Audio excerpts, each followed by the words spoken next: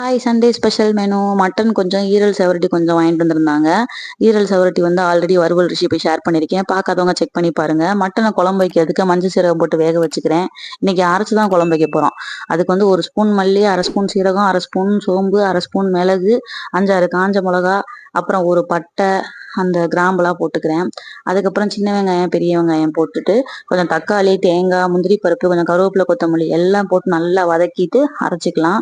இஞ்சி பூண்டு பேஸ்ட்டும் தனியா வச்சுக்கனால அதுல போடல நானு. நீங்க வேணா போட்டுக்கங்க.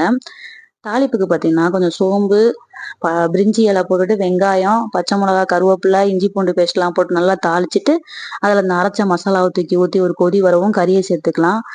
நல்லா அது கறி அதோட மிக்ஸ் ஆகி நல்லா கொதிச்சு வரும்போது, கொஞ்சம் கொத்தமல்லி தழை, புதினா தழை, பெப்பர்லாம் போட்டு இறக்குனீங்கன்னா மட்டன் ரெடி ஆயிரும். இங்கிட்டு வறுவலும் ரெடி ஆயிடுச்சு. பீன்ஸ் கேரட் பொரியல் ஃபைபருக்காக கண்டிப்பா சேர்க்கணும். அதனால அதை பண்ணியிருந்தேன். கொஞ்சம் சாம்பார், ஒயிட் ரைஸ், இந்த ஈரல் வறுவல், மட்டன்லாம் வச்சு சூப்பரா சாப்பிட்டாச்சு.